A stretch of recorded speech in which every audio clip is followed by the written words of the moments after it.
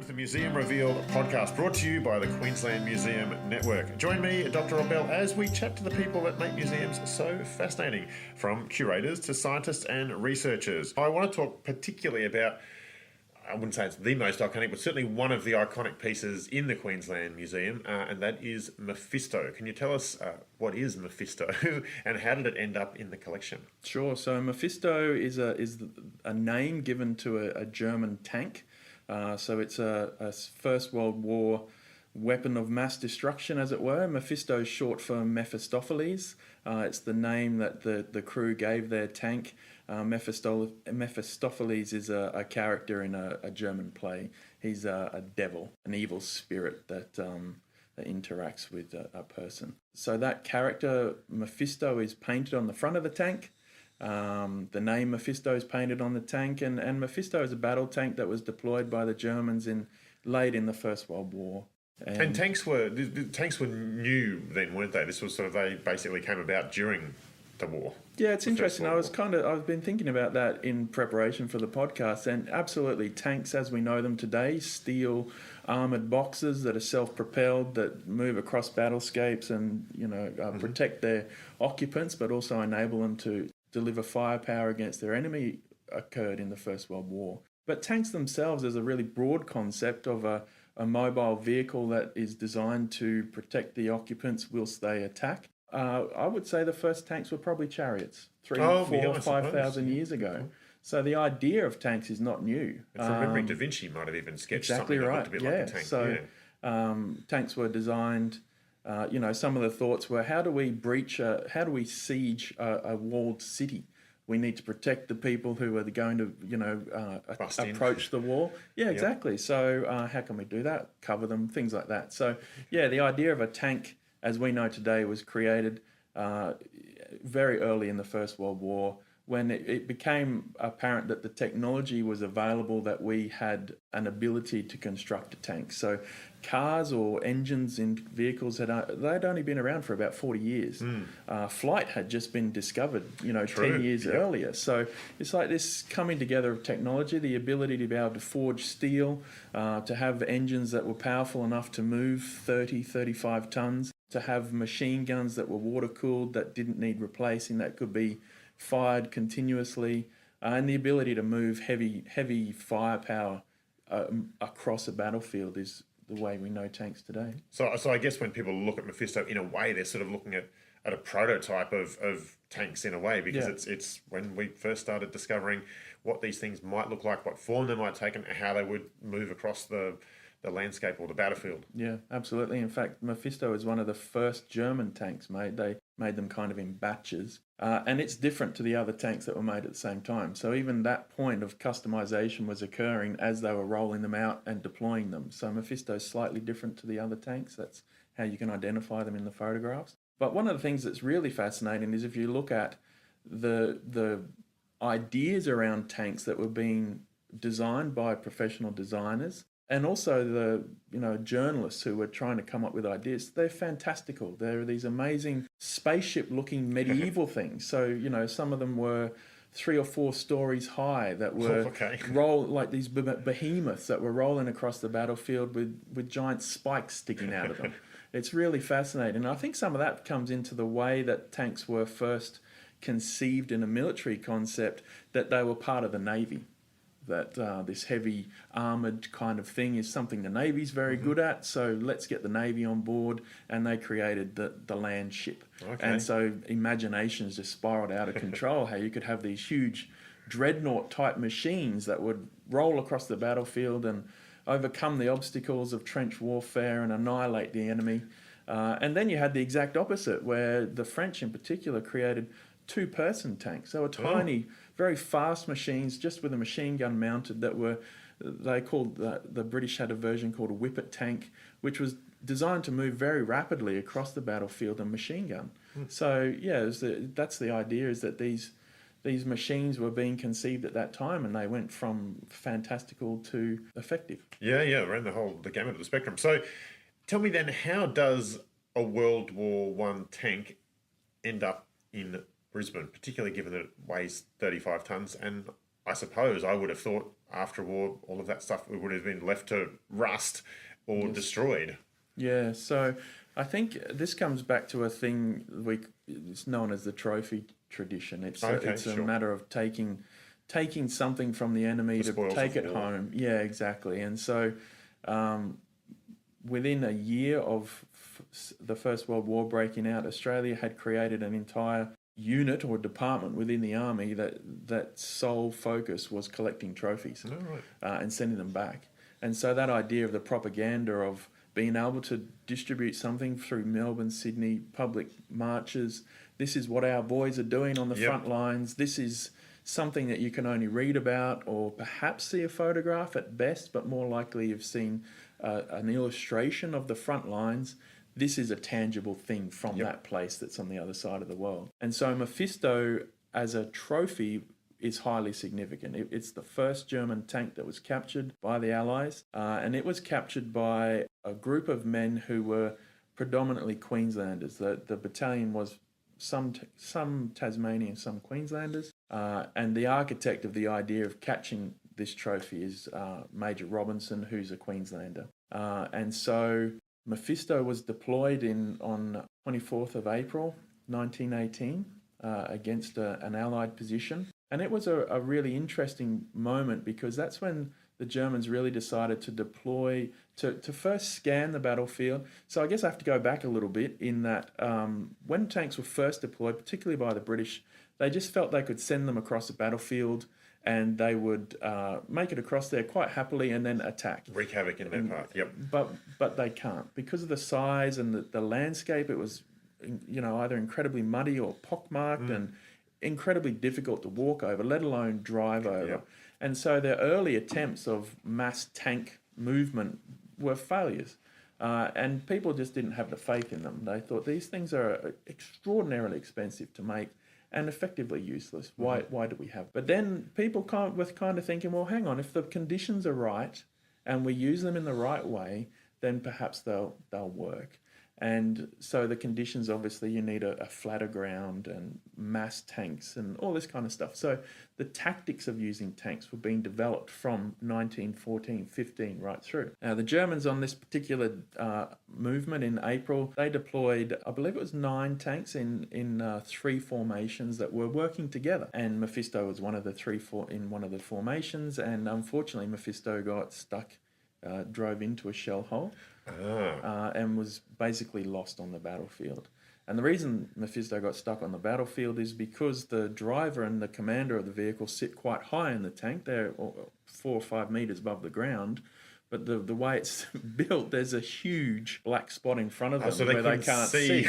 And also, when you think about it, it's not a Sunday drive. You're driving through a battlefield. There's shell fire, there's machine guns, grenades. Smoke, gas, all kinds of crazy things are happening. And you're driving an archaic machine which effectively goes about walking pace. Okay. So you're a really easy target. You've got to try and zigzag to avoid incoming fire across a battlefield. So it's understandable that, these things were lost regularly on the battlefield. And that's the case with this one. Mephisto was in no man's land. The Germans were to the south, a couple of 100 metres, their main trench, or less than that. And the Australian line was to the north within about 100 metres, and Mephisto sat there for all of June into July. And then it was observed. There's fantastic aerial photographs taken by the French reconnaissance planes of the battlefield, and you can see this little tiny pixelated dot, and that's Mephisto sitting there. And then at some point in early June, 13th of June, there was a series of really significant actions by the Australians where they pushed the Germans back. They pushed them back enough that at one point Mephisto was behind them by about only 20 metres or so. They were very close, but they managed to get past Mephisto, and that's when Robinson decided that, hey, this would be a great opportunity to try and capture a German tank and drag it off the battlefield. And so this incredible operation ensues, and they grab the tank, they get the tank away from the Germans, and then at that point this political drama unfolds of who owns the tank. So the Australians already had their trophy department ready to go. The English had their trophy department. This is the first tank captured. So a lot of people wanted this, okay. And as soon as word got out that the Queenslanders had captured it, the person running the trophy department, for want of a better word for Australia, contacted a Queensland Premier and said, you guys have captured a German tank. you should claim it. We should claim it for Queensland because it's such a big deal. And there was a few people got involved, and eventually it was agreed that it would come to Queensland. But only temporarily, because there were so many trophies flooding into Australia from overseas that the Commonwealth decided we need an Australian war memorial. We need a war museum to tell this incredible story of the First World War. And that museum's going to be in Canberra, which doesn't exist. It's not a place. So we'll put it in Melbourne, and then we'll move it to Canberra. And then we intervened in it on the ship on the way down to Melbourne, pulled into Brisbane, and it got unloaded on the docks and dragged around to the Queensland Museum almost a year to the day after it was captured. Wow, what an amazing story. Look, there's a whole lot more to find out about Mephisto, and we are going to find that out very shortly, so stay with us. Do you want to learn more about Mephisto? Available for purchase at the Queensland Museum shop is the latest addition to the Queensland Museum Discovery Guide series, Mephisto, Technology, War and Remembrance. Shop online today at shop.qm.qld.gov.au. Welcome back to the Museum Revealed podcast, and we are talking all about Mephisto, a World War I German tank. So it now resides in the Queensland Museum, but it's travelled quite extensively, which for a 35-tonne tank is probably not that easy. Can you give us a bit of an idea of where it's gone and at what sort of times of its existence? Yeah, sure. So the tank obviously captured on the Western Front. It was then, over a series of weeks, transported by rail and then ship to, I believe, into London, and then loaded onto another ship and brought to Brisbane. And so just those little journeys themselves are, hundreds, thousands of kilometres. Yeah. Just the process of collecting the tank by the 26th Battalion was difficult. They spent a couple of nights filling in all the shell holes behind the tank to make it a flat platform. Then the night of, they arranged to have aircraft through the night flying low reconnaissance to drown out the noise of their activities. They had intermittent shell fire again to try and mask the noise of what they were doing. It's a lot of effort just to disguise the fact that they were stealing a tank, if you like. Yeah, and I guess the thing is that we think of Mephisto as an old tank, but in 1918, this is cutting edge technology. Yep. It's like us having the ability to take an American submarine. Sure. Yep. Millions of dollars of investment have gone into creating this thing. How does it work? What did they do better than us? What can we know? So this is in espionage as well. Be invaluable, I guess, to the Allied forces back then. Yeah, and they needed to get it in one piece. So once they were ready to collect it, they organised with the British Tank Carrying Company to bring up 3 heavy vehicles to tow it. And in that instance, when they were towing it, the Mephisto itself has grappling hooks on the front that are tow hooks. So they attach their cables to those hooks and also just pass them through the observation slots and dragged it. And just so happens when they were doing that, the Germans, for whatever reason, picked that moment to bombard the entire area with gas. Oh, no. And so the 13 volunteers who volunteered to do this really dangerous work, knowing if the Germans were tipped off, they would direct all their shell fire to stopping this. They crept out, were gassed. All of them ended up in hospital as a result. So 2 of them were severely injured in the head and were shot. They all survived. And then it was dragged about 5 kilometres back from the front lines and was hidden there under camouflage nets. Yep. To stop the German aerial observation. And at that point, it started to become graffiti. The troops walking past would put their name on it, and things like that started to happen. That's where you see the first photographs of Mephisto. And then there's a couple of iconic images of it being lifted out of the hold of the ship onto the wharf down at Norman Wharf in Brisbane here. And those ones, they basically put the cables directly under the treads and just lifted the whole thing. Wow. Easily lifted it out, put it down on the road, and then dragged it on its own treads all the way up into the Gregory Terrace Museum and put it on display at the front of the museum. And then over time it got moved a couple of times. Different structures were put over it. And then in the mid-70s it was loaded on a low loader and brought into Brisbane here. Sorry, that would be in the 80s. It was brought to the South Bank Museum. Yep. And it was moved twice at South Bank as conservation standards were changed. We realised we needed to protect it from humidity, and so it got put into an enclosure. And then in 2015, it was transported down to Canberra, which was an amazing journey. 2 days we took to take the tank down.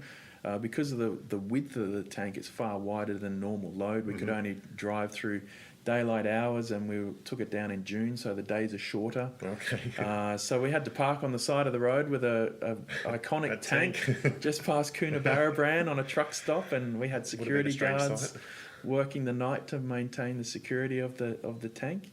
And then Monday morning we drove into Canberra, and we had to take a number of side roads, and they had restrictions on when we could take a heavy vehicle into Canberra, so we had to liaise with all these local governments, and all of this stuff had to happen.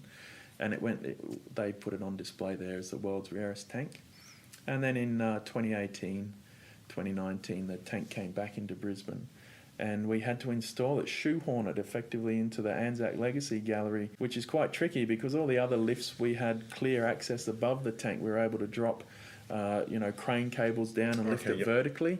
Whereas to get into a room, we had to use this amazing technology, build ramps, and then basically slide the tank on these really heavy-duty, they're effectively gas lifters. They're these large pads that sit flat on the floor, and when you pump air through them, they lift like skates. Okay, yep. And they carry easily up to 10 tonnes each, and so we positioned them under, then lifted it, and then skated it. There was 6 of us hand-pushed the tank. Just skated a 35-tonne tank perfectly into position and dropped it millimetre perfect where we needed it. Wow. And that's where the tank is today. Wow, that is quite amazing. And I imagine when it was first, as you say, dragged to the old museum site in Brisbane, a 35-tonne tank probably wouldn't have been very kind to what the roads might have looked like back then, which wouldn't have been suited to a 35-tonne tank. No, absolutely not. The Brisbane City Council were involved in. They sent 2 steamrollers down to drag the tank. That's how they needed to move it. Obviously, it still rolled on its tracks. It was only a year old, so in terms of its manufacture, it was quite young. So it was able to move, but when the tank was first captured, there was a lot of damage around the fuel tanks and the radiators, so the engine didn't work, so they had to drag it. And the newspaper at the time commented that once the steamrollers finished moving the tank into the new museum, they then patched the road. Turned around and patched the road on the way back to the wharf, yeah. Amazing. And then look, when you look at the tank these days in the museum, the first thing that I kind of notice when I go and look around it is all of the marks from its time on the battlefield, shell holes, bullet holes, all of the damage and all of that sort of thing. It must have been incredibly intense to be inside that tank, I imagine. The noise, that sort of thing. Did you have any idea of what they went through, the people who crewed these things? Yeah, so I guess there's a few clues that give us an idea as to how horrific it was to be in an A7V German tank. The first clue is that the tank, the people who operated the tank always preferred to travel on the roof. So they always sat up on the roof. There's no way they wanted to be inside the tank because that's where the 2 heavy-duty diesel engines are mounted with the radiator. So immediately you've got two engines that are driving 35 tonnes. So there's a lot of heat, a lot of stink from the fuel, hot and stinky and the noisy. Noise of they did have exhaust systems, but they didn't travel far out of the vehicle. No. And that's just moving it from A to B. So you're just driving it around. It's horrible. Second thing is we know that the people selected to work in the tank were from different areas. Some of them were elite machine gunners, some of them were artillery people to be able to operate the different. Some of them were just mechanics, but they were all basically conscripted. People didn't volunteer to go into the tanks. Initially, it was, this is a great idea. We get hot food, we get a bed. We're not stuck on the front lines. How wonderful! But as soon as they started breaking down and being pinned down under shell fire, the destruction, if a shell direct hits, the fuel tanks exploding or the munitions inside the tank exploding, the realization was it was hellish. And then obviously if you're driving across a battlefield against a front line crewed by thousands of people with small arm fire, they're all directing their fire at you. So you've just got this continuous drumming of machine gun bullets, shells, grenades, all striking the outside of the tank, which would be deafening. You've got the motor ploughing away behind you, directly under your feet. And then when those impacts are striking the armour of the tank, the inside of the armour spalls. The small shards of steel fly off the inside of the armour, and people's eyes are particularly vulnerable. But any part of their body that is exposed is now exposed to small amounts of steel being So penetrated. even the bullets, even though they couldn't penetrate the steel as such, they would still get hit by stuff on the inside. Yeah, that's exactly right. Yeah, that doesn't sound very pleasant at all, Nick. I'm going to cross tank operator off my jobs of the future list, particularly if it involves a World War One tank. Look, super interesting to find out all that stuff. Thanks so much for joining us. I've found out a lot, and I'm sure you'll have found out quite a bit as well. Thanks for joining us on the Museum Revealed podcast.